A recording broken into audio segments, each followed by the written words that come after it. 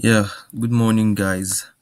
Welcome back to SEO Virtual Tech program. And as we all know, for this part of the program we are in, we are currently learning about JavaScript. So for today's class, we'll continue from where we stopped in JavaScript. And from what I'm able to, recall was that in the last class we learned about JavaScript keywords and JavaScript data types. So for those that were there and for those that were not there, there isn't going to be a lot of issue since we'll be going over the primitive data types again. But as for the keywords, we already know that there are some particular words in JavaScript that serve a particular function, and these words cannot be used as an identifier. By that we mean the variable name, the function name, object name, and array name. So for today's class, we'll be focusing on the primitive data types and also one of the advanced data type, which is known as the object. So for today's content, it's divided into two sections. And as you can see on the screen, the first section is actually on practical recap on primitive data types. So for those who were here in the last class, they already have an idea of this particular section. But for those who were not here, no problem, we'll go over it again. Now, for the actual content of today's class, which is the second section, we have that to be JavaScript object. So under this section, we'll get to know what a JavaScript object is. We'll see a basic syntax of the JavaScript object. We'll also see an example. We'll also get to know how to create a JavaScript object. And under this part of the second section, you can see that there are three different ways to do that. And the first method is the object literal syntax. We also have the object constructor method and the object.create method. So we'll be seeing each of these method, and not just in the slide but also practically on VS Code. So this second section also continues with object properties. Here we'll get to know the properties of an object, how to access them, and under the parts of that section, we can see that we have the dot notation and the bracket notation, which are the ways you can access properties of an object. We'd also get to see how to add, delete, and update these properties. And lastly, we'll be seeing the object methods. Under that, we'll get to see the example and also how to access these object methods. So without wasting much of our time, let's move on to the first section of today's class. Like I said before, for this section, we have it to be on a recap on primitive data types. And before we begin this demo, here on this screen, we have the primitive data types that are under JavaScript. And you can see that there are 5 in number. It begins with the string, the number data type, the boolean, the undefined, and the null data type. So let's quickly do a recap on this on VS Code.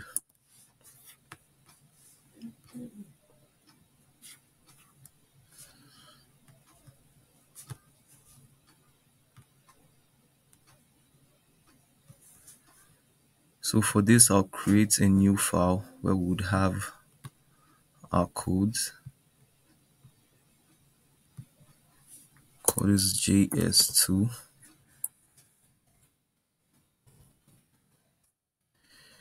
What we do next, we create the HTML file and the JavaScript.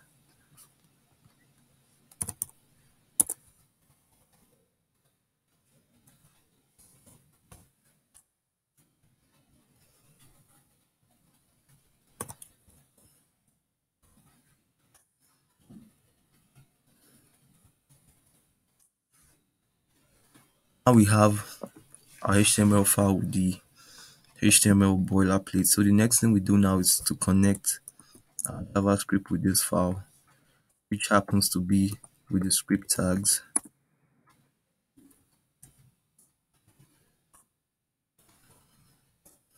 .js. Now we have everything set for the section.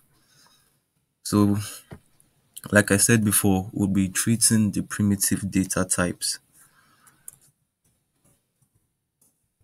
This would be the primitive data types. I'm going to use, make use of comments in order to divide the entire code into sections. So for the first data type, we have this to be the string data type. So what we'll be doing now is, declaring variables, which we already know we can do with the var, the let, and the const. So I'm going to go with the let keyword for this. Then we'll give this a variable name. We already know the rules to follow when, creating a variable name. So we could just call this name1. Next, you assign it a value.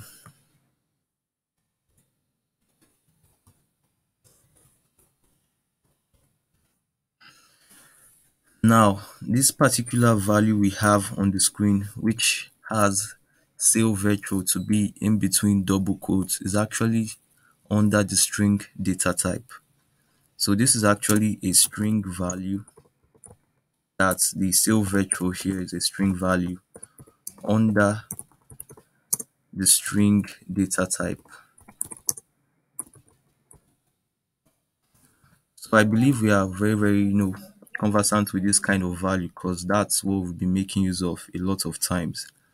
And as we all know, the string value could either be in double quotes or single quotes. So you can have this to be in double quote like this, or you can change this to be in single quotes. JavaScript still renders them the same way. Nothing changes. So let's quickly output this on our HTML document, and we'll be making use of the p tags and an ID. Call this an ID name of p1. So next we'll have our HTML JavaScript output, which is the document dot get element by ID. So this would actually reference the particular HTML element by the ID name, as we all know already. P1 dot inner HTML.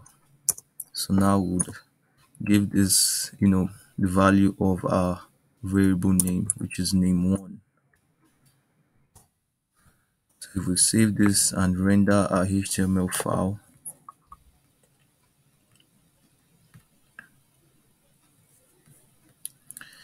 you can see that we have sale virtual on the screen.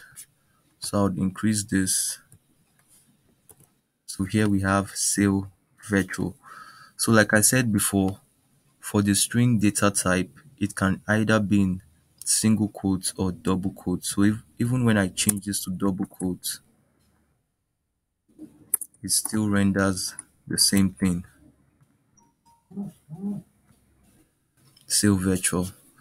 But then it wouldn't be a good practice to mix up this quote. So it's always better if you are going for single quotes, just go with single quotes all through. It wouldn't be okay to begin with double quotes and then have single quotes ending it. You can see that already we have an error, which isn't very obvious. But if I should save this and go back to the browser, you don't have anything on the screen. So this is actually because we've made use of two different types of quotes. Here we have the double quotes, that's here, and here we have the single quotes. So it's always better to make use of just one. So I'll be changing this back to the double quotes. And here we have a valid string value. Gives us sale virtual. So that's for the string data type. Next we have the number data type. I would also create another variable for this.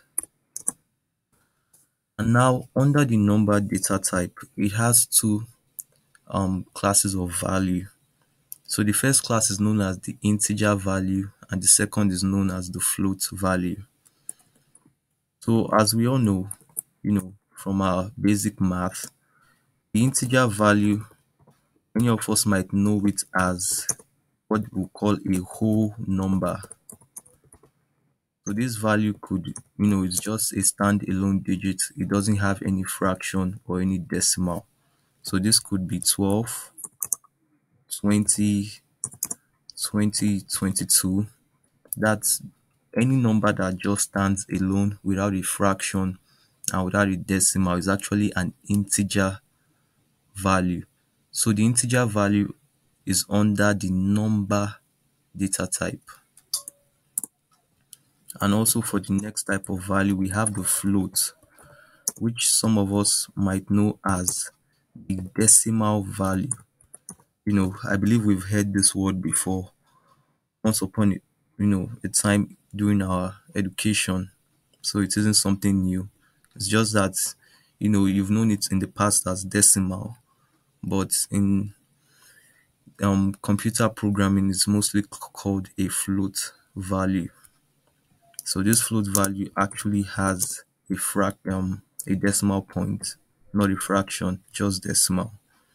So you can have this to be 45.56, 0.01, 83.56, just any value that has a decimal point separating it from, the entire value. So that's known as a float value. And like I said before, the float and the integer, they are under the number data type. So for this variable, we would give this a value of 2100.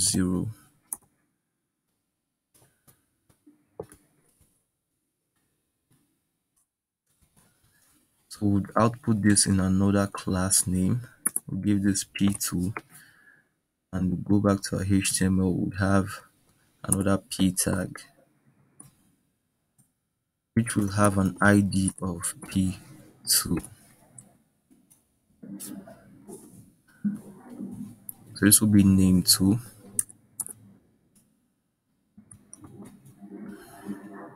And now if we go back to the browser, we have 2100 on the screen, or what you would know as 2100. So that's how the number data type works. Or you could also have this to be 2100.01, and this would automatically change the value type to be a float value. Now it's still going to be under the number data type, but it's just going to be a float now and not an integer anymore.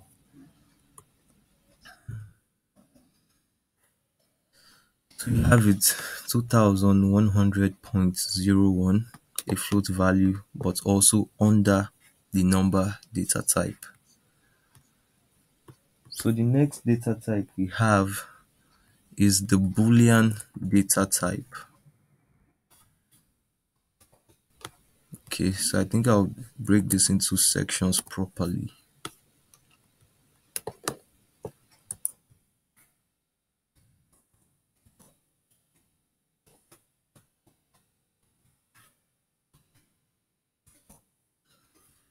So here at the top we have the one for the string data type, for the string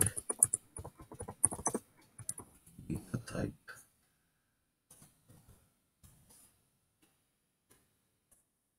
So below it we have the number data type.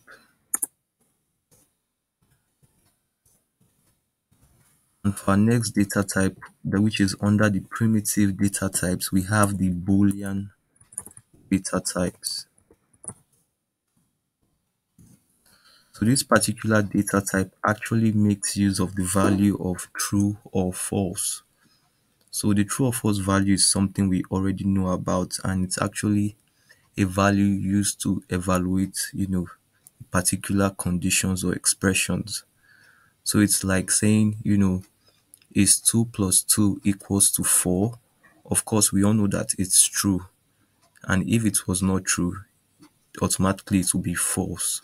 So under the Boolean data type, any expression, any statement can either be evaluated as true or false. And so for this particular data type, we'll be making use of this mostly when we get to conditional statements. But for now, let's just, see how it works. I'll make use of the let again. We'll call this name 3. We'll give this a value of true. Now this would still work even though it's not something conditional. It would still, you know, work on the screen. So then to print this out, the document its element by ID. So probably for this we'll be having multiple HTML elements.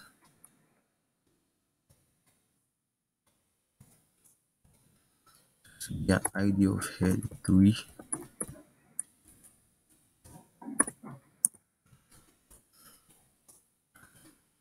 ID of head 4.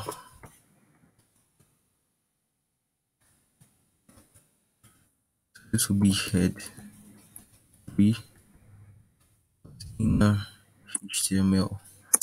So we'll give this the variable name of name 3.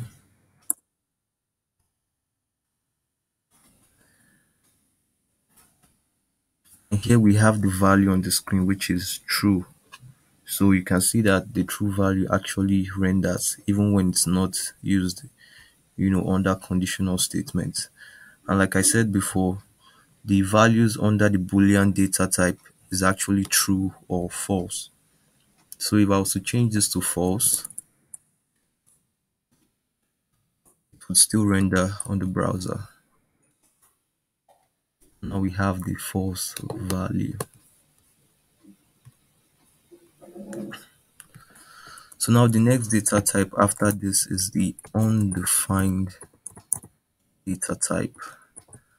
Now this particular data type is one that I have explained before, and I said that this data type actually occurs when you don't assign a variable name a value. So in the event where we have a variable name of name 4, now this has been declared with the let keyword, but as we all know, it has not been initialized with a value. So by default, the value of this variable name is actually undefined. Now, this value isn't something we can see on VS Code, but if we should try to, print the value out,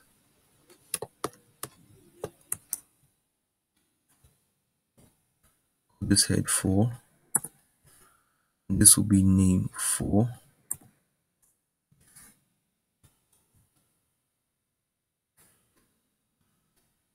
Now you can see the value here is undefined. So this is the undefined value, despite the fact that we didn't give it a value here at all. So this is how the undefined data type actually works. So it's actually connected with values that haven't been initialized at all. And also we can also assign this variable name the value of undefined. So by doing so, all you need to do is to equate this to undefined, and of course you would expect us to have the same results we had before, which is the value of undefined still. So as you can see, it still has the value of undefined. So what this basically means here is that either in a situation where you don't assign a value to a variable name, or you give it the value of undefined, it's still going to render the undefined value on the screen. And the undefined value, as we all know now, is under the undefined data type. So that's the fourth data type under the primitive data type. And so for the last data type, we have that to be the null data type. So here would say let name 5. You remember that we can't repeat variable names, they all have to be unique. So that's the reason I'm using different names. So we'll give this the value of null, and this null value actually represents an empty value or an empty object, just something that doesn't have anything but has been initialized with a particular value.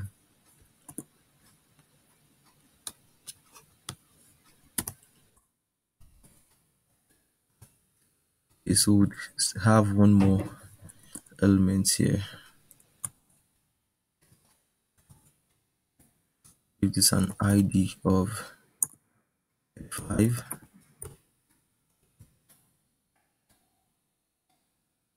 Here this would be head 5, and this would be name 5.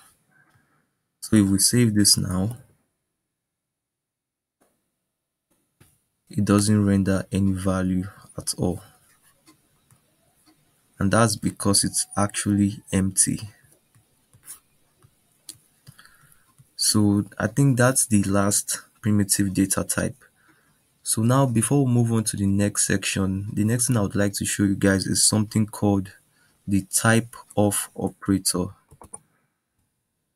This type of here is one of the keywords under JavaScript, and as we already know, a keyword cannot be an identifier name, but then this particular keyword is actually a method that is used to check the data type of every variable or identifier. So what this basically means is that we are going to be applying this to every variable name we have, and we are going to see if it renders the correct data type.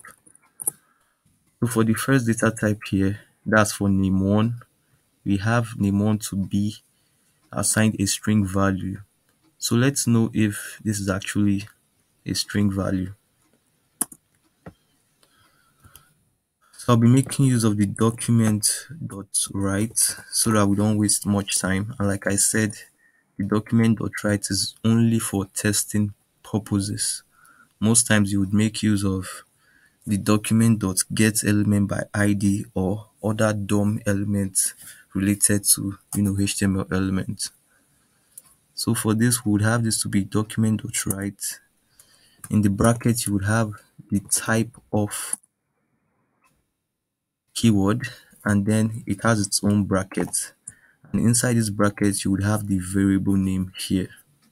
So this will be name1. So now if I go back to the browser,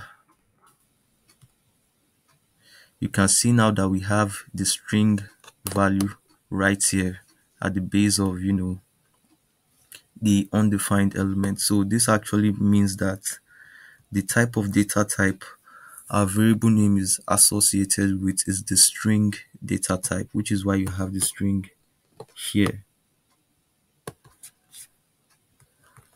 So next we'll be applying this on other elements too,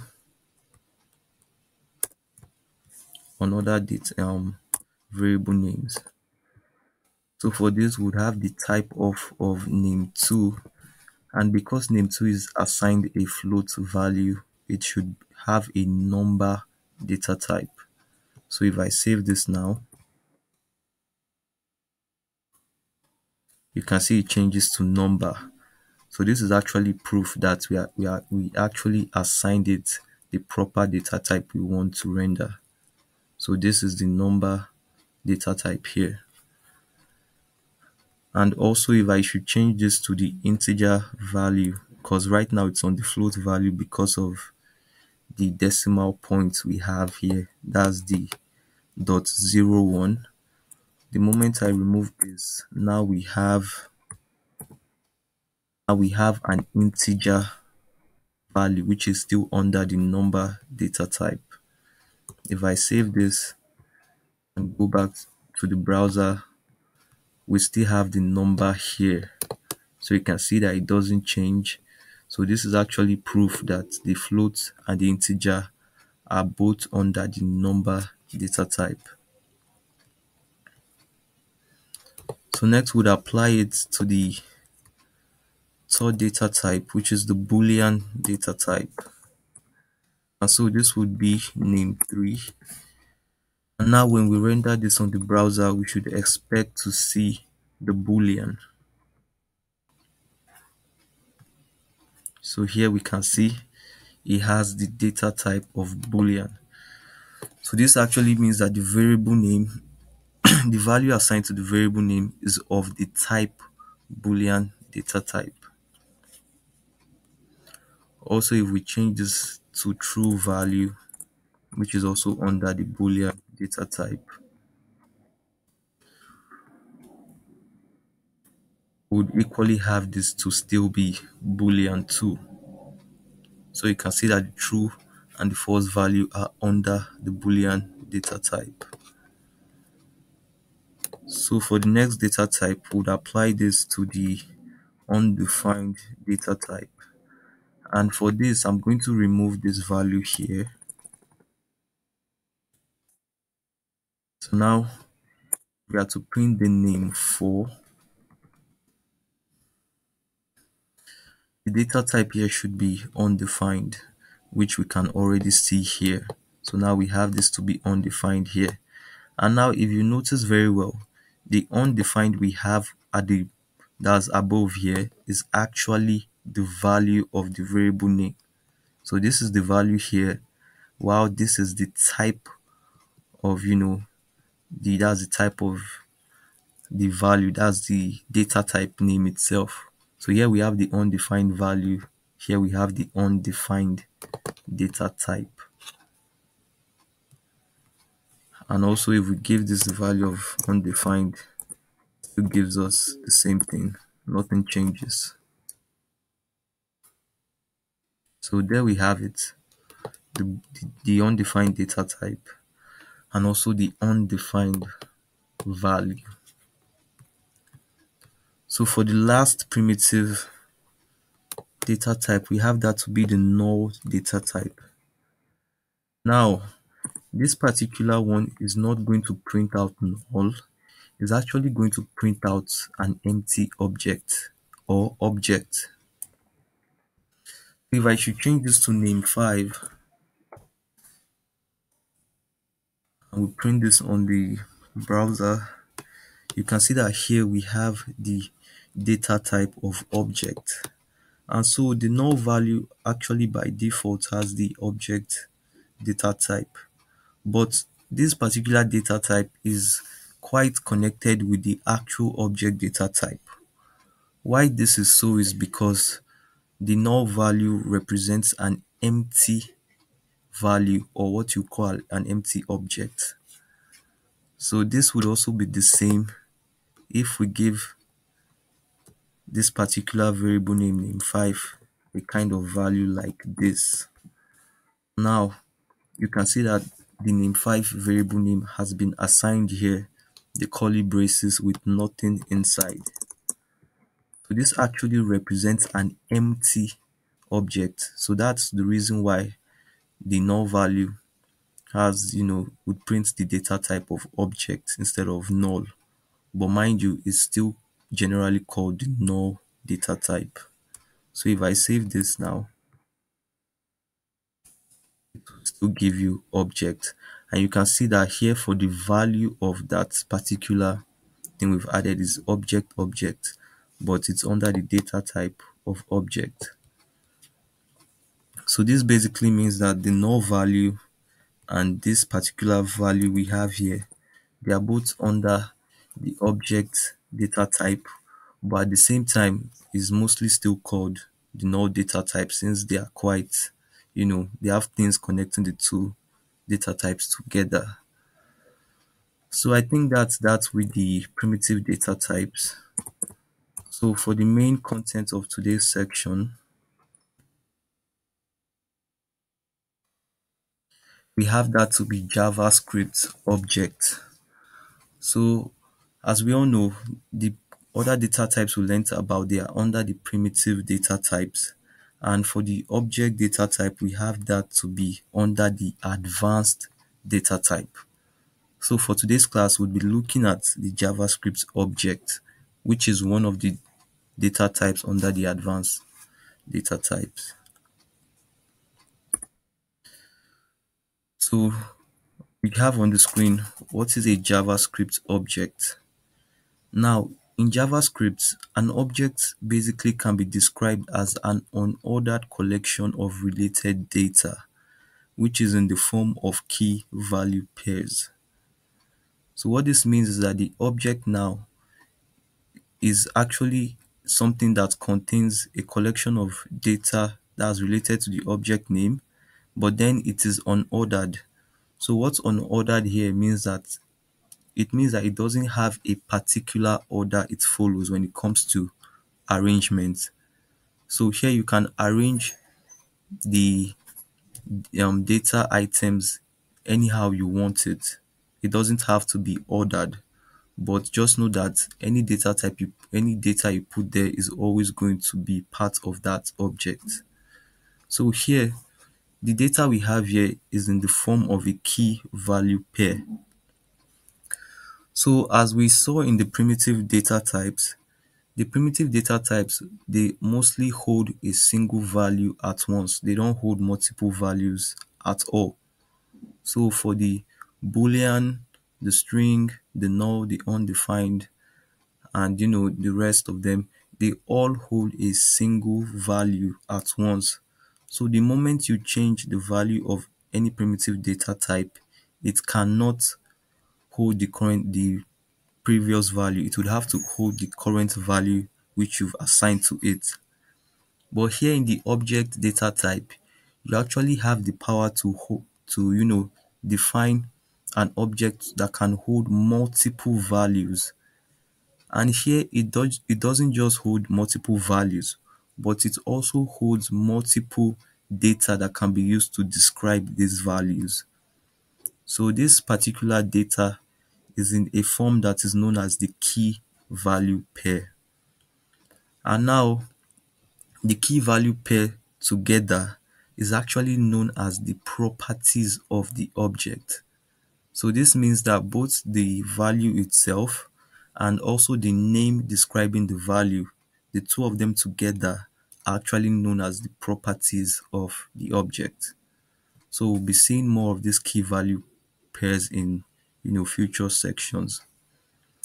So a quick note before we leave here is the fact that the object data type is a non-primitive data type.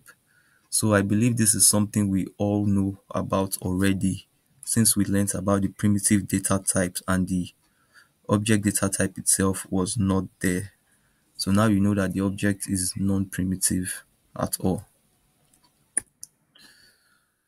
So here on this screen, we have a basic syntax of an object, and we also have an example.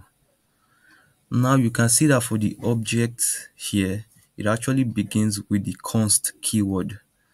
And this is actually because using the const keyword to declare an object is a common practice. So by this, I mean that the let keyword can still be used to declare an object, but most times the const is actually commonly used. Most people don't use the let all the time. That's, according to some professional standards. So it's always better to just stick with the const keyword when declaring, an object. And as we all know, the var keyword is already outdated. It's not used anymore in this modern day again. So you either have an option of using the let or the const to declare an object. But it's mostly better for you to use the const keyword when declaring an object. So on the syntax we have on the left side of the screen, you have it to begin with the const keyword and then the object name. So this object name, we already know this to be an identifier, or what you would call an identifier name. We know that to actually create this name, there are some rules we have to follow so we don't run into errors. Yeah. So after this name, you would assign this the curly braces, which inside the curly braces you would have your key value pairs. Now, these key value pairs, like I said before, they represent the related data within this object. So now moving on to the example on the right side of the screen, we have a very, very brief example there. And you can see it begins with the const keyword, and we have the object name to be car. That's a car, a vehicle. And then it is assigned the curly braces, and inside the curly braces you have you know brand, which is assigned the value of Toyota. You have type, which is assigned the value of Camry.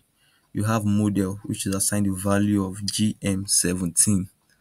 So what this basically means here is that the brand, the type, and the model here, they are all keys.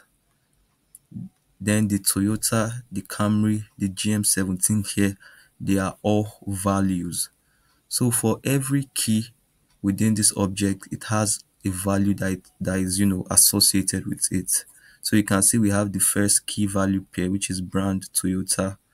The second key value pair is the one of type and Camry, and the third is the one with model and GM17.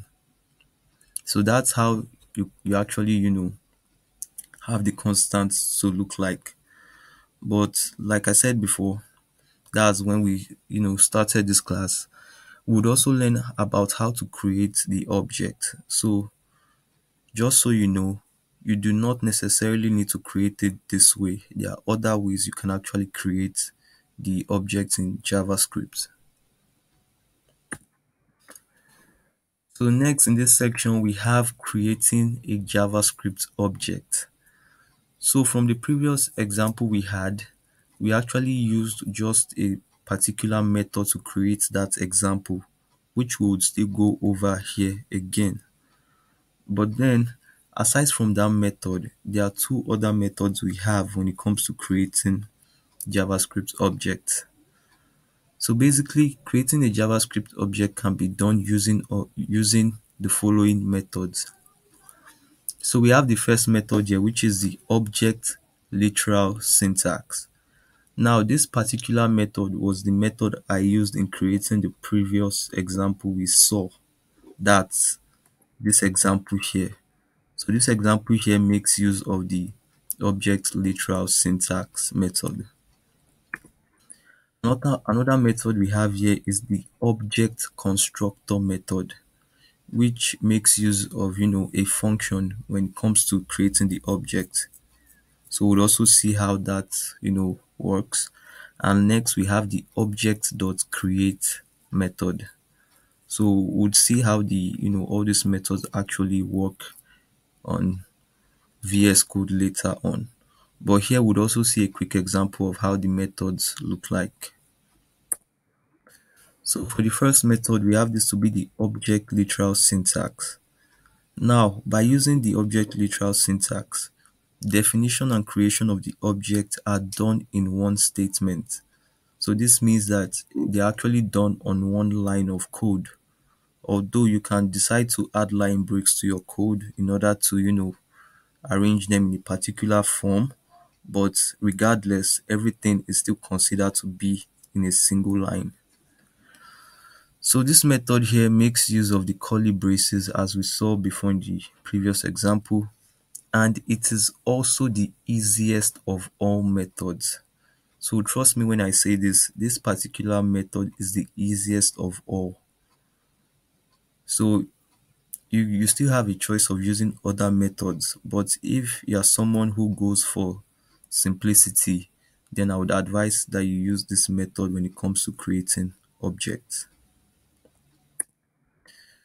So here we have a brief syntax of how this method looks, and as you can see on the very first syntax here, you have the entire code to be on a single line, which is why I said the creation and the declaration of the object is actually done on one line.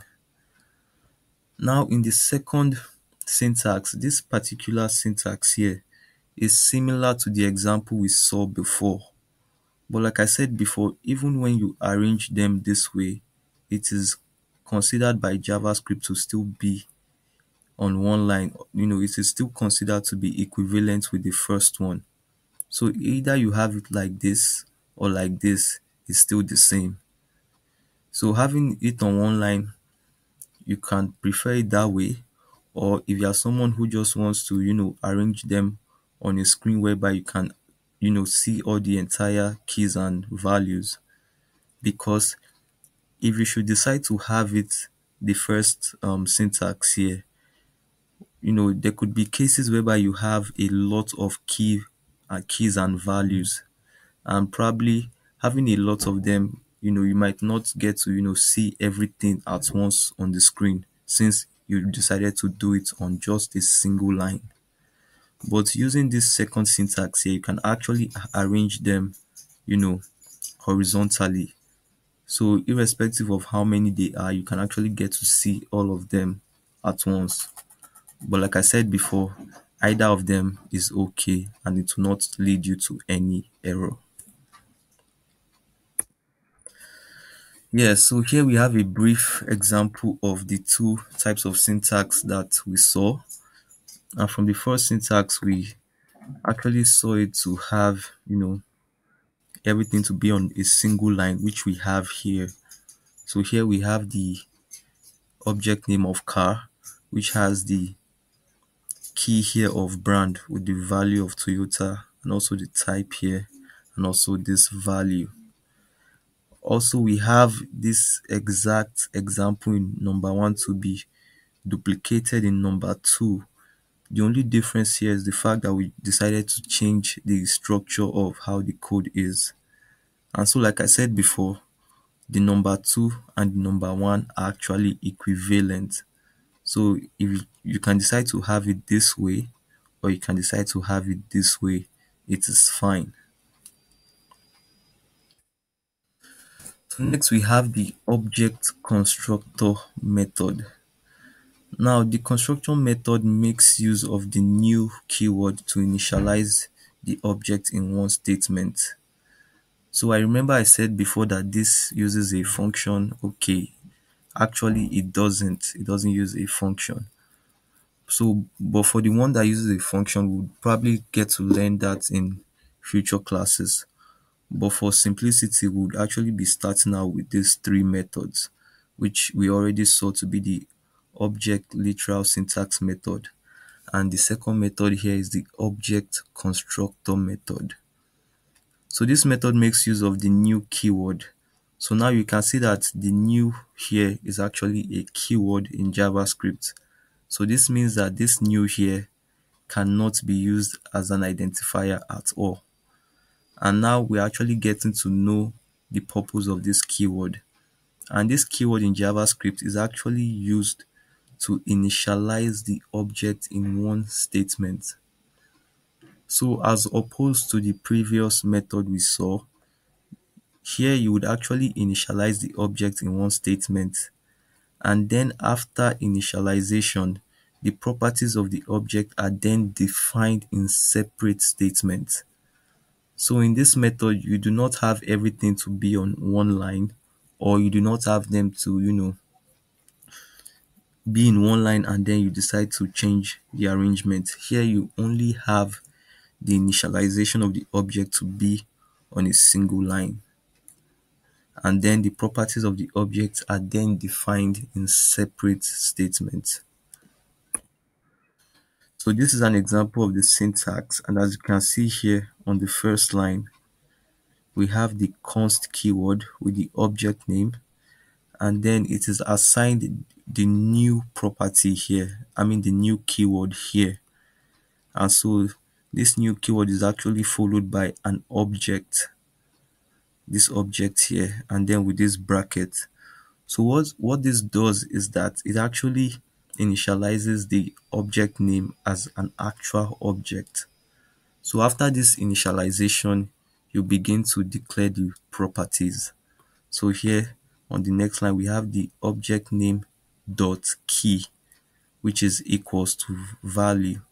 So whatever the object name is here, you would actually have it to be, to be with the key, and then you would assign it a value, and that's how you would have multiple key value pairs, in this method. So here we have an example, of the syntax we saw before. And for this example, we still made use of the same content we had in the first example. The only difference here is just the syntax.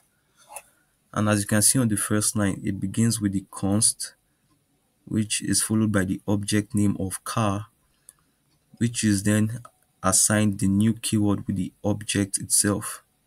Now, after this first line, throughout the rest of the other lines, you can actually get to declare your properties. So you have this to be car.brand is equals to, Toyota. You have this to be car.type is equals to the Camry. So multiple, properties are actually declared in, this way in this particular method. So next we have the final method here, which is the object.create method. Now this method creates an object with a specified prototype object and properties. So what this means is that you can actually create an object from an existing object. So this would actually mean that, let's imagine you already created an object and you wanted to create a separate object but would also have the same properties of the object you've created before. Now, instead of creating the new object and declaring all the properties one by one like you have done before, all you just need to do is that when you create this object, you would actually connect it with the object you've created before. And by doing so, the new object you've created would inherit all the properties of the already existing object. So this actually means that in this particular method actually implements the concept of inheritance. So we all know what the word inheritance means.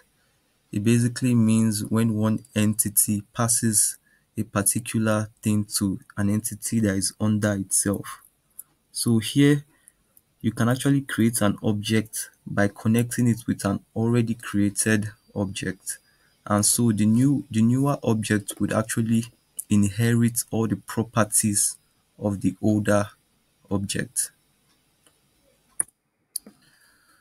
So here we have a brief syntax of how that is possible. And this syntax we have here is actually for the newer object. So imagine you already had an object you've created before and you wanted to connect the newer one to the older one. So you are going to have the newer object to be in this form. So this will begin with the const keyword and the object name, but this would actually be assigned the object.create method. Now, within this method is actually the prototype object. So this prototype object here actually represents the already existing object that this particular object here wants to inherit from. So you can see in this um text here with green ink, the prototype object is said to be the prototype object from which a new object will be created. So this basically means that if this particular object here doesn't exist before, then this object here cannot be created. So we'll be seeing how this is done in the example. So here we have an example of the syntax. And as you can see here, we already have an existing object of car name here.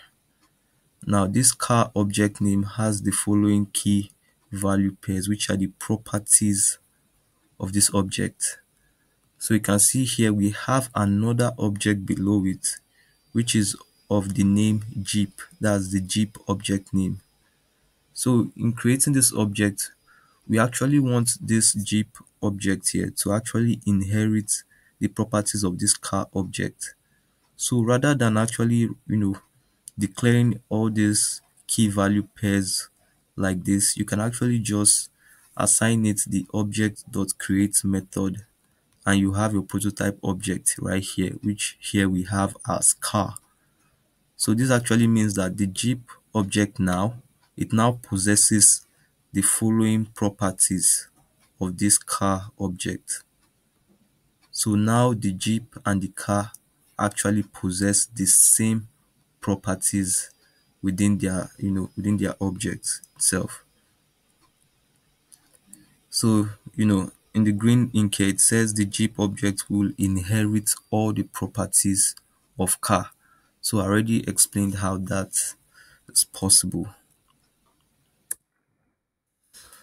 So next in this section, we have this to be on object properties. And here you can see that the object properties can be defined as labels associated with the specific values. Now these properties appear in the form of key value pairs. So we already know this, from the previous section we just saw. And now something to note here is that the object properties can actually be added, deleted, and changed. So we'll be seeing how these particular actions are being performed on the properties of the object. So here we have a brief example of the properties of, the car object we've seen before. So from the first example, the properties of the car object can actually be seen as brand, type, and model. So we've actually seen these properties before in the previous example. So you can see that these properties are actually divided into two pairs. You have the keys here and you have the values here. Now the key and the value joined together actually form the property of the element. So this actually means that any property with a key that isn't with a value isn't a complete property at all. Likewise, if it has a value without a key, it isn't complete. So until it has the key and the values together, you wouldn't have a complete property within that object. So here you can see the brand, the type, and the model. These three here, they're actually the keys of the objects. And also here we can see the Toyota Camry, the GM17. They're actually within the, the values of the object. So the keys and the values together, merging together, actually gives you the property of the object. Next, we have the accessing of object properties. Now, these properties can actually be accessed by the following methods, which are very, very easy methods, to use. So for the first method, we have this to be the dot notation method. And for the second, we have this to be the bracket notation method. So for the dot notation method, the syntax here actually begins with the object name and the name of the key. So this is a very, very easy way to actually, get the value of the object. So as you can see in the following example, we have the car dot brand, and this will actually give us the value that is associated with this brand. Also, we have the car dot type. It would give us the value that is associated with the type. And lastly, we have the car dot model, which would output the value for the model property within the object. Next, we have the bracket notation, which is, a bit similar. The only difference here is that it actually has the key name to be within the bracket, as opposed to the dot notation, method, which has the full stop to be in between the object name and the key name. So this is another method to also access the properties, the property values. Here you have the car with the square brackets brand inside. You also have this to be the car with the square brackets of type that's inside. And lastly, you have the car here with the square brackets, and inside the square brackets is the key name of model. So using this method or the dot notation method would actually print out the value that you have within your object. For the final part of this section, we have the add, the delete, and the update of the properties. Now, in JavaScript, specific actions can be performed on the properties of an object, and these actions include adding a property, deleting a property, and also updating the value of a property. So what this means is that you can actually add a property to an object even after it has been declared. You can also delete a property, that's also after it has been declared. And lastly, you can change or update the property value. So probably you wanted the property to hold a different value, you can as well do that within an object. Now, the actions that can be performed on these properties are not limited to these three. There are actually more that you can do, but these three here are like, the basic ones that can actually be done within the object.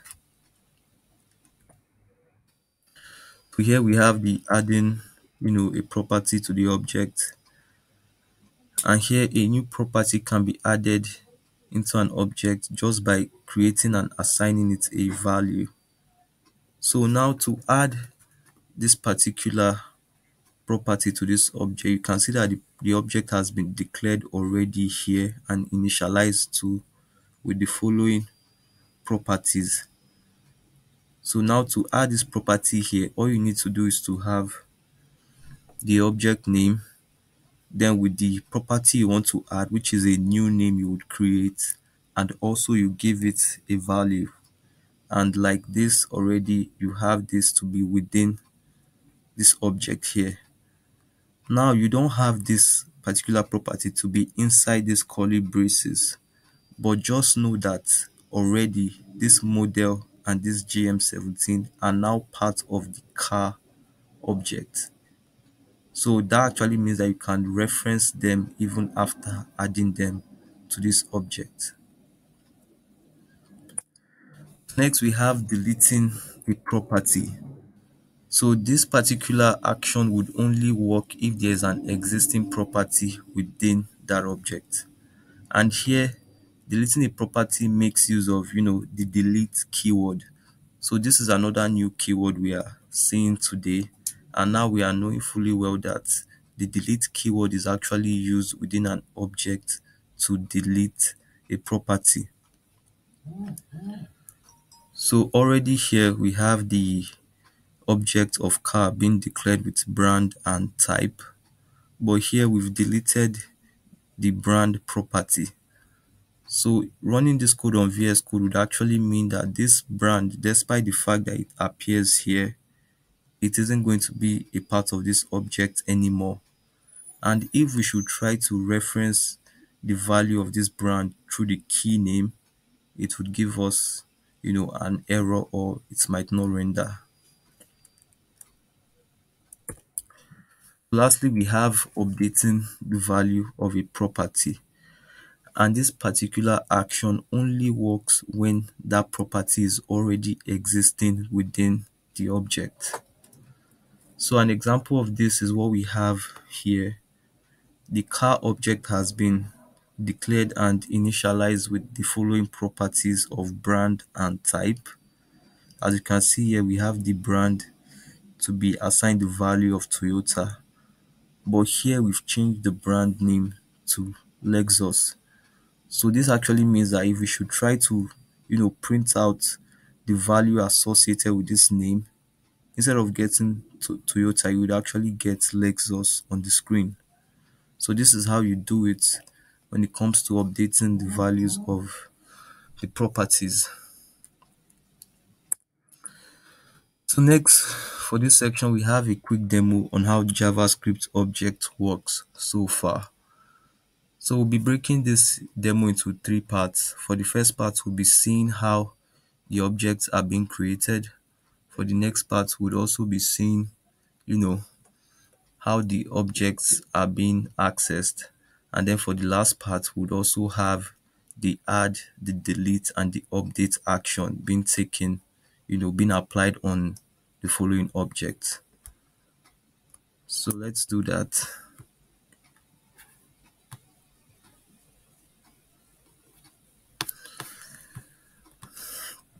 So first we'll be creating, the object ourselves, and we're making use of the easiest method, which is the object literal syntax method.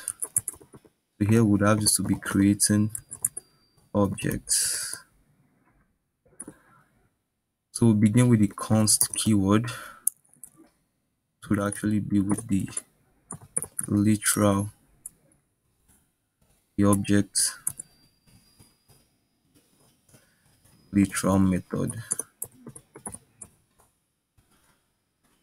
So for this we'll have the const keyword. We can have any object name of our choice. So I'll be making use of some quite realistic data. So this would actually be a local government name. Call this Etiosa. So for this, we are going to have some particular key value pairs. So for the first key, we would have this to be country. And this would have the string value of Nigeria.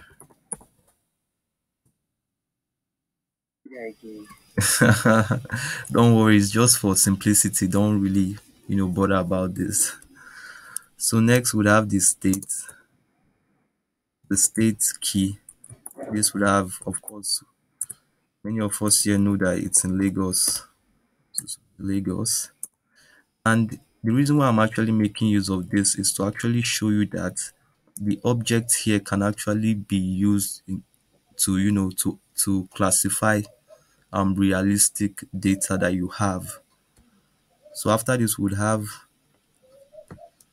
the region. Okay, we'll probably have population. So this population is going to be you know, fictional value. I don't really know how many people are in Ethiopia, by the way. So we'll have this to be 22 million. And then lastly, we'll have this to be ethnicity.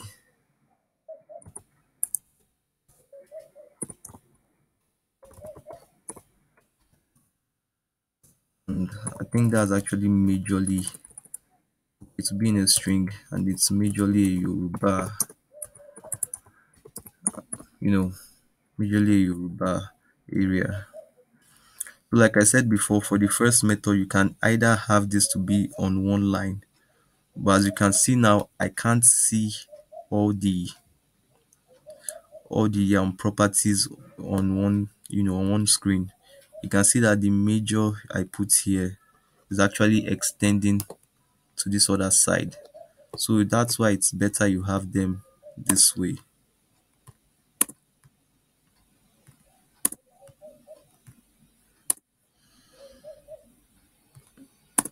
So now we have this particular property, object here with the following properties within itself. So next we'll be making use of the next method. So this would be the object constructor method. And for this, we'd actually have another local government, probably not Nigerian anyway. So I'll call this probably call this Texas. That's somewhere in the US. So the country here would be America. All right. I know it's what some of you have been waiting for. No problem. So the state here would be, oh, okay. This is actually meant to be Houston. Houston is actually in Texas. So the state here would be Texas.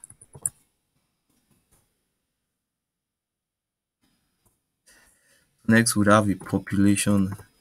I'm guessing there are quite a lot of people there, so this would be more. So I have 25 million.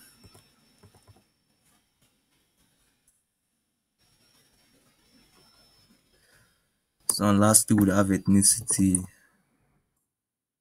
Okay, so it's actually mixed anyway. I believe so. Mixed races. So now we have, okay, we've actually used the literal method to do this. So I'd actually take this out. So this would actually is meant to be the new with the object and with the bracket. So after this, we'll then begin with, the object name.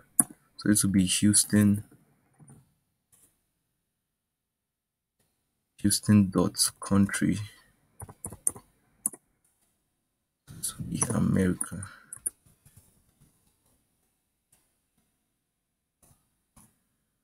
And we have this will be Houston dot state, be Texas.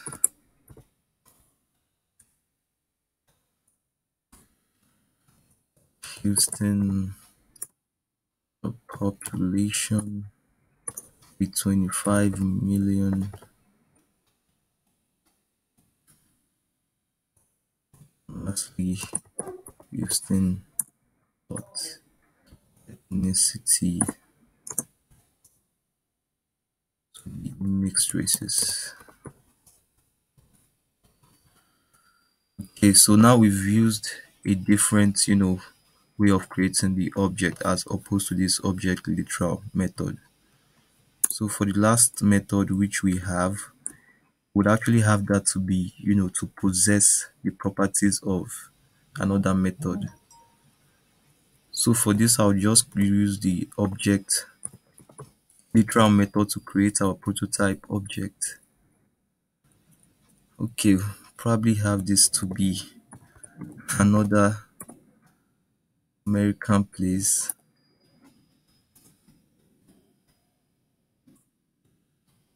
Country.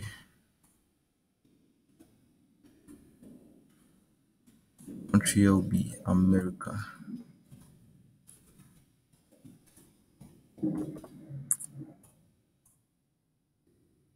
It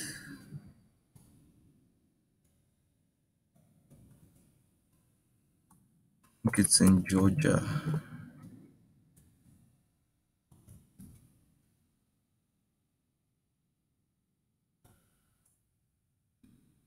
Population.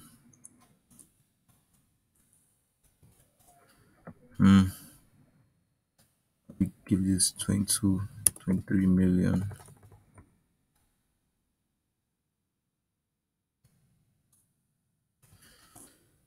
In ethnicity, be it's a majorly black dominated area.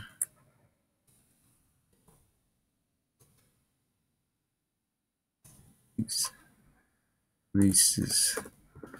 So this particular object we have here is actually our prototype object. This would be labeled with prototype.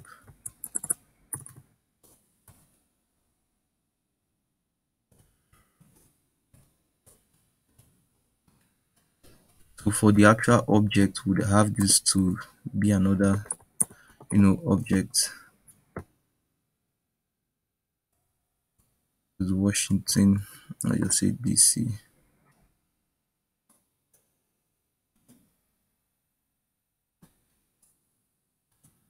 The object create.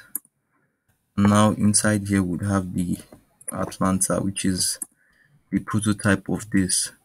So now we've made use of the different methods of creating, an object here. So for the first thing we'll be doing would actually be accessing each of these values within the object.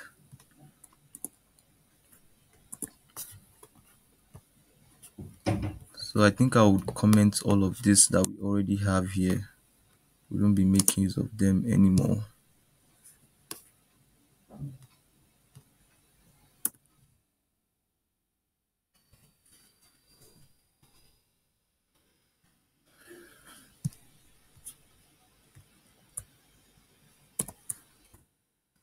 Okay, so now we have them.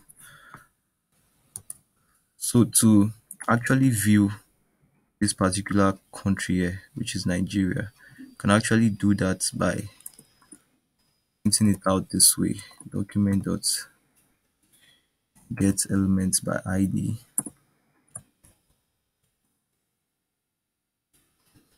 The ID named we have here already. We have P1. So use P1 dot inner HTML, which will be equals to. Next, you know how we reference the values. We begin with the object name. So this is Etiosa dot country. So if we save this and view our browser, we would have the country Nigeria on the screen. So you can see we have Nigeria here now. So this is one of the ways you can actually use when it comes to outputting the values of the object. So next we can try this out with state. It would give us states where this local government is in, and that's in Lagos State. Also, we can have the population, give us that also. 22 million people, or 2 point, okay, it's actually 2.2 million people, not 22 million. And so for this, we can also use the, What if we have everything written out in the same line, like dot country, dot state, the population, with everything be written out on the same line? okay, on the same line. Yeah, for instance, we have the Etiosa, the country, the state, the population. Yeah, you can actually have them on the same line. So I want to actually see all of them like this. That's why I have it this Okay. way.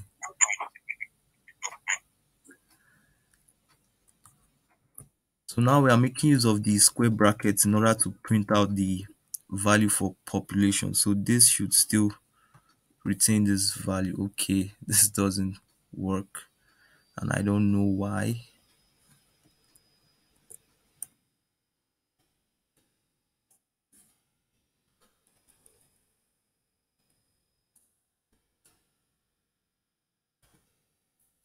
So this is, Yeah, sorry to come.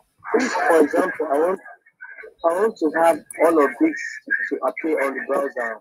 Let's say Nigeria, country, population, all of that. We have to create a constant, a cost for every single one. Why using JavaScript? okay. So for now, I'm showing you how to do it, one by one without actually having everything together. So this would actually, Okay. yeah, I'm coming there. So this would actually give you each of the values on the screen. But now to print out all of them together, you can actually have this to be in this way. So we already have this. We begin with the country. Then we'd have a plus sign. Now this plus sign actually represents something they call concatenation, which we've not learnt. Is under string manipulation, but when we get there, I would still talk about it again. So after the plus sign, you would have this to be the object name again, then with another key state. You also add this with the object name again with another key again. Now we have these three. Now if we should save this, we have everything on the screen. Okay, we have this to be undefined.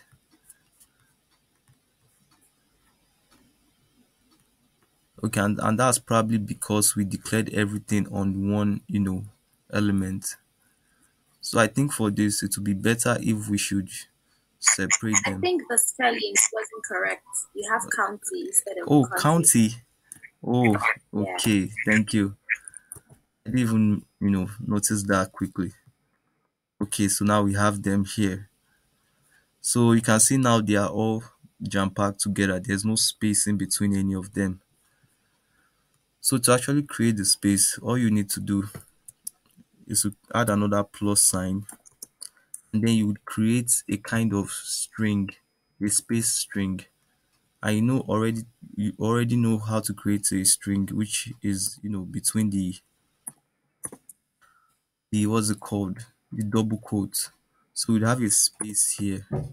Now this space here is going to be rendered by JavaScript as an actual space. That's this space you have in between this double quote. Okay, this is concatenating it, Abi. Yes, yes, it's called concatenation. So I would also create the space here between state and ethnicity.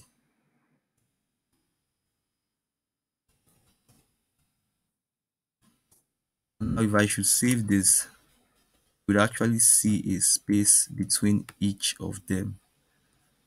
Yeah, so this is it. So one thing I'll quickly do here is that I'm going to like create concatenate this particular um values here with an actual string. So I'm going to remove all of this. And mind you, this particular demonstration I'm performing on this first method actually applies to the other methods.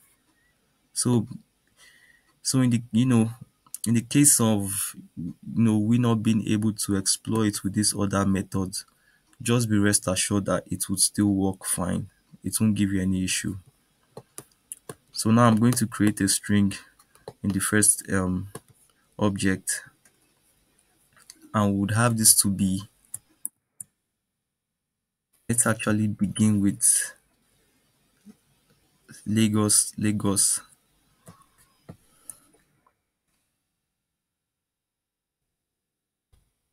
So this would be, we'll start with Etiosa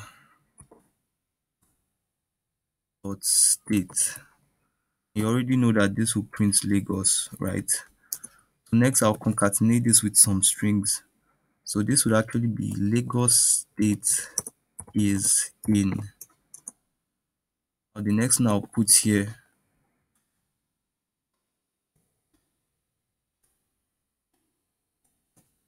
would be, instead of me putting Nigeria here as a string, I can actually reference the country, the name of our country by the object name. So this will be Etiosa underscore country, or no, dot country. So this would actually print Lagos state is in Nigeria and it has a population of, now would reference the next thing here, which is the actual population we have, 2.2 million.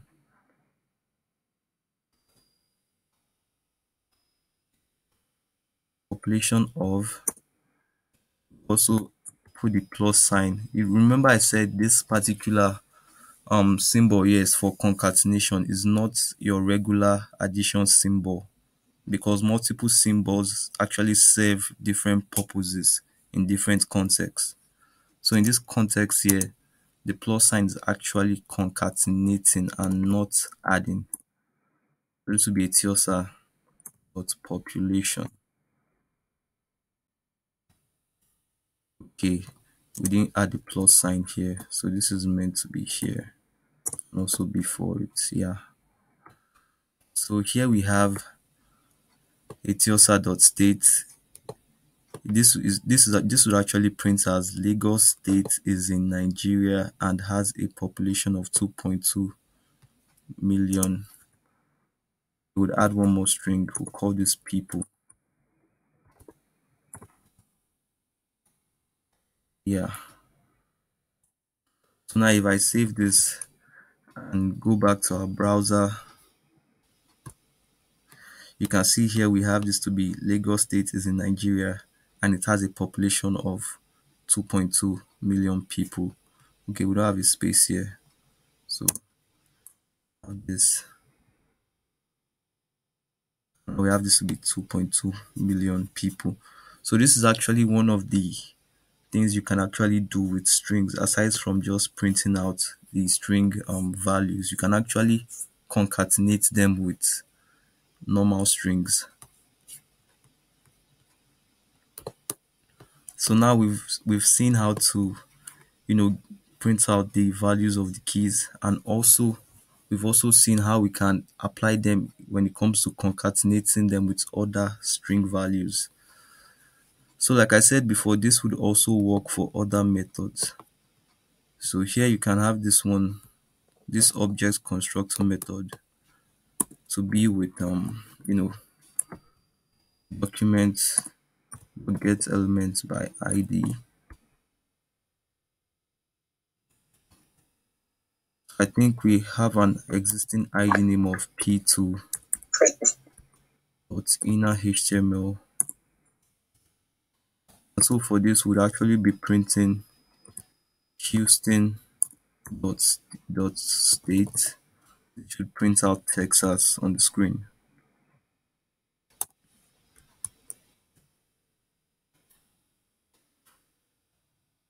Yeah, so here we have Texas too. So accessing properties within an object actually work the same way in every method you decide to use. So even this one we have here, this is our prototype object right here, and this is the actual new object we created. So we can also access this because like I said before, this particular object here, it now inherits all these properties within this prototype object, which we can see here. So if I should use the document dot get element by id, I think we have an already existing id name of head3 dot inner html. Now all we need to do is to reference this by the w dot underscore dc dot, let's say, ethnicity.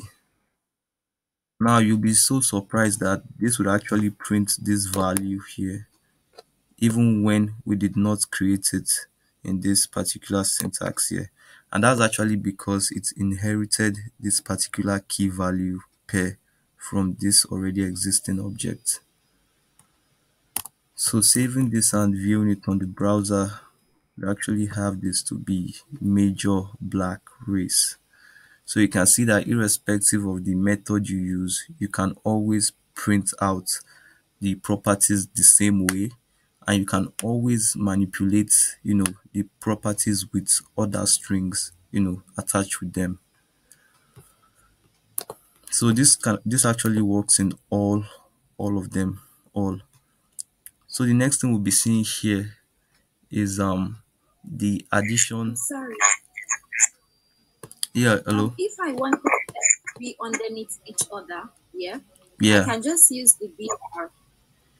Will that work for it? I don't know if that works. okay, they are So, already on.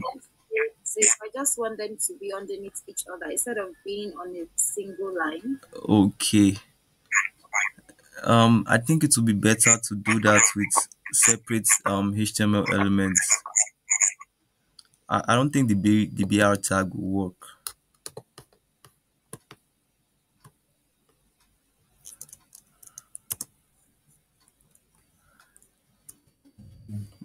HTML elements can't render here. I'm so sure of that. Maybe if you implement looping. Yeah, exactly. Yeah, that's true. Looping will actually work, but we've not even touched looping in JavaScript as a whole. So I'll need to touch that first, then we'll come back to object and see how looping works. So for the sake of what we've touched today, we've actually seen the different ways to create an object and also the ways we can access the object. Now, I know the square bracket is actually supposed to work this. So, for the square brackets, I think the key has to be in curly braces, in sorry, and in quotation marks. Those for it to work. Okay, let's see if this applies because I'm sure yesterday it actually worked. Okay, wow, it works. Okay, thanks.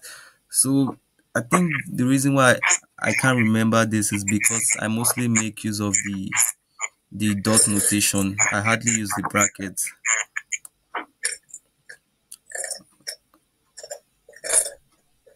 Sorry, your mic is on.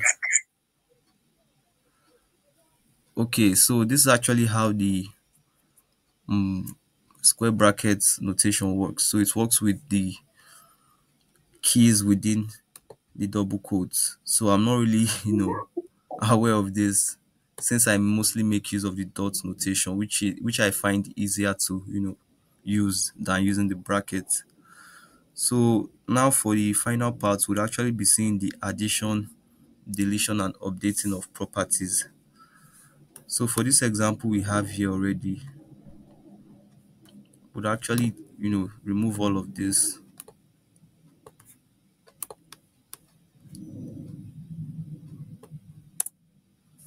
So now we are only going to print out just a single property. So this will be a Tiosa square bracket and country. Okay, so we have this to be Nigeria right here. So the next thing I'm going to do now is to delete this particular, property. And like I said before, to delete it, you can actually make use of the dot notation or the bracket notation, anyone that is comfortable for you. This is for delete, the deletion. This is actually to actually be delete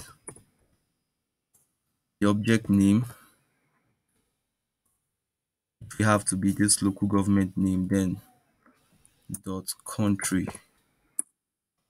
Now if I save this and go back to, browser, you won't see any change here yet. But then I'm going to copy this reference we have here, and now we would have this to be after the deletion. And if we should save this, it actually gives us the value of undefined. So what this means is that the value that we are trying to access doesn't exist anymore. So here we've deleted this particular property we have here right now. Although in our code it still appears here like this, almost as if it is valid, but because of this statement we have here, this particular property isn't valid anymore. So that's how the delete actually works, and you can also make use of the dot notation, which I find easier to use. It would still give you the same result, undefined. Next we'll be seeing the addition of properties. So for the addition, you already know how that works. You don't need to declare this again. All you just need to do is to begin with the object name dot. Now you create a new key that you want to add to the object. So let's call this what could we call this? Let's just call this region. I would give this the value of west.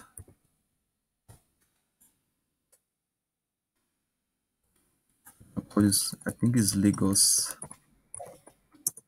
Yeah, Lagos West. So now we've added the region property to this particular object here. So if we should try to, reference it by using this document.get element, we'll comment this out. We don't need this anymore. So now this would actually, this one would actually give us the value of Lagos West on the screen. So here we have Lagos West. So now this value and the property name, they are now part of this entire object here, despite the fact that they are not within these curly braces, but now they are part of this whole object.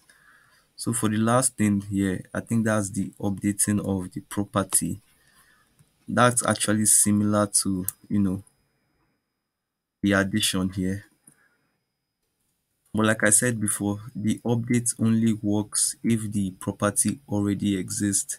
If it doesn't exist, it adds it into, you know, the element. The object. So let's assume we were to change this now to state. Let's just probably have this to be, just use something very, very unexpected. Imo State. Of course, we know that this particular local government isn't in the east, but we should save this and try to print out the state. Instead of the Lagos state it already has here, it will actually reference this by the newest value. So now we have the newest value for state to be Imo State. And if we save this, I see it changes now to Imo State. So that's how the update actually works. And like I said before, if the property you're trying to update doesn't exist before, it automatically adds it to the, to the object. So let's assume we want to, you know, add a property like state 23. Now this state 23 doesn't exist here in this object, but the moment we run this, actually add this particular property to the object, and then it wouldn't change the value of state here, which is Lagos. And this is because we already know that you have to be very, very careful when it comes to naming variables and even properties too. So if you want to update a particular property, you must make sure you reference that property from the exact name you have it to be within the object. So this instead of updating, it would add it there.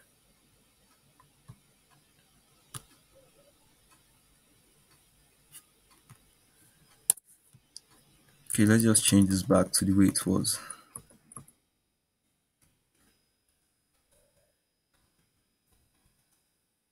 Lagos West.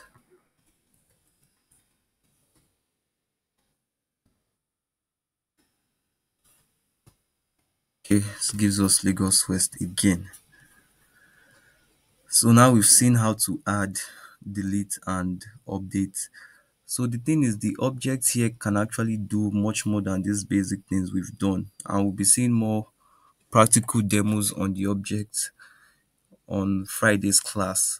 But for the final section of this class, we need to touch one more concept, and that is the object methods.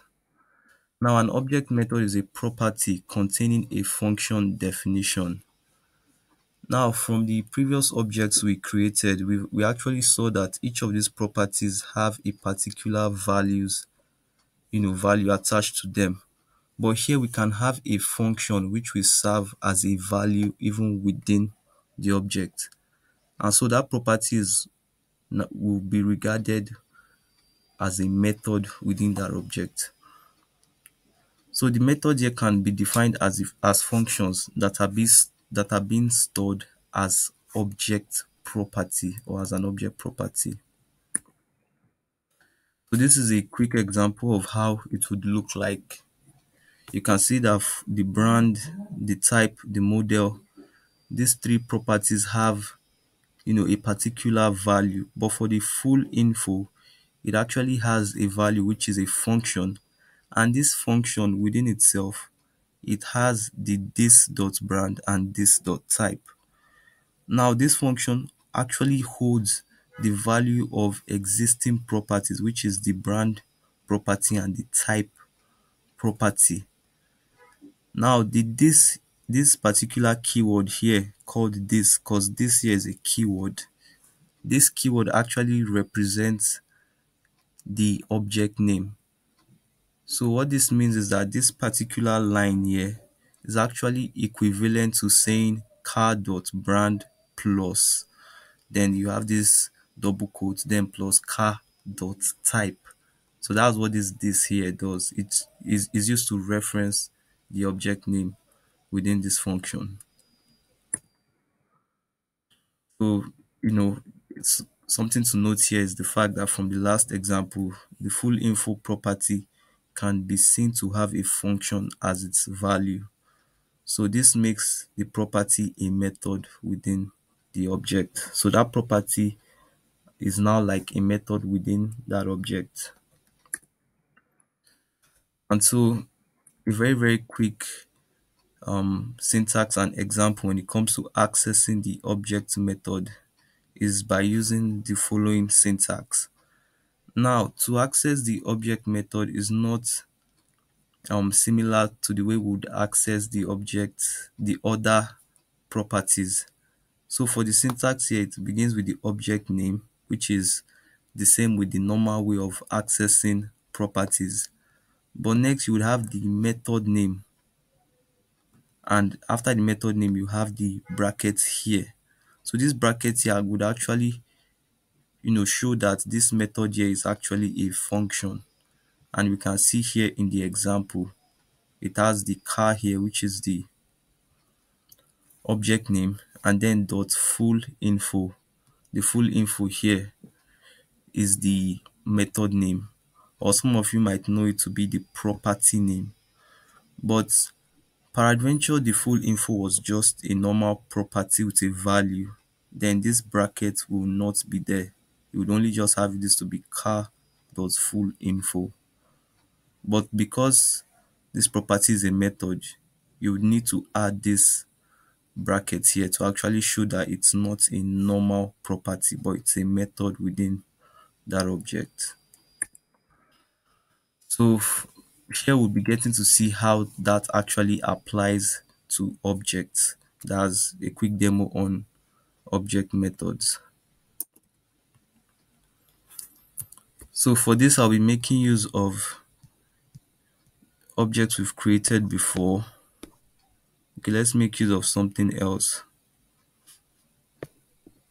So still using the first example, I'll get rid of all of this here. So now we have ethnicity, we have country, we have state, we have population, which are properties within the object name of, you know, Etiosa. Okay, let's change this to something really basic. We won't be having this again. Call this name one. So the object name which has the dollar sign name one actually has the following properties. So by using a method here, we would actually have this to begin with the property name. Can call it any name we want. I'll call this info.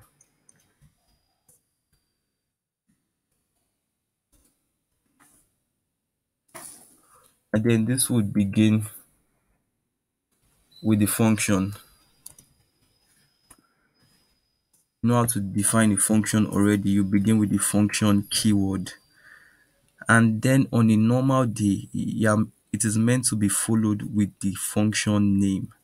But here in, as a method, you wouldn't have the function name here, because here we already have the object name dollar sign name one. So after the function keyword, you go straight with the normal brackets and then the curly braces. Now within these curly braces is where you will have your, what you would want to print out. So this would be return this dot state. Now, like I said before, this particular this that is here is a keyword, and this keyword is actually reference to the name of the object. So this dot state is actually similar. with saying $name1 dot state. But then according to the syntax, you would mostly make use of the this keyword in this case.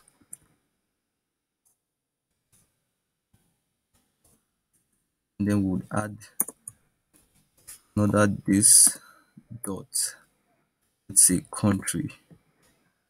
Now we have this info here to be a method. You can see that the ink that the info text has here is quite different from the ink that the other texts have. The other property names, they are in blue ink, and this is in yellow color. So this actually shows that it's quite different from the rest, which is why the info here is more or less a method than a normal property.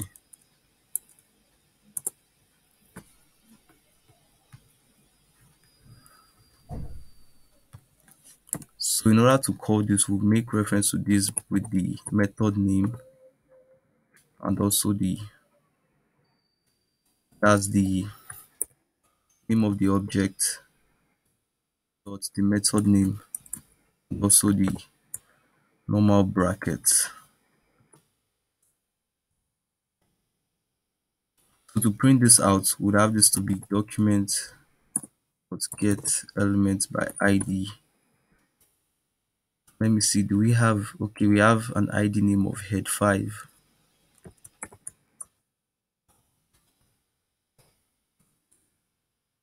Inner html, this will be equals to this exact expression we have. And now if I save this, you would actually see this dot state with a space, then this dot country. So this should actually show Lagos, then with a space, Nigeria. Okay, so here we have this Lagos, Nigeria. So this is what the method here can allow us to do. But mind you, this isn't like a full demo of what an object can do. An object can do much more complicated and sophisticated operation than all these basic things we've seen today. So for Friday's class, we'll be having a full practical class on objects, and we'll be getting to see more things that the object can do.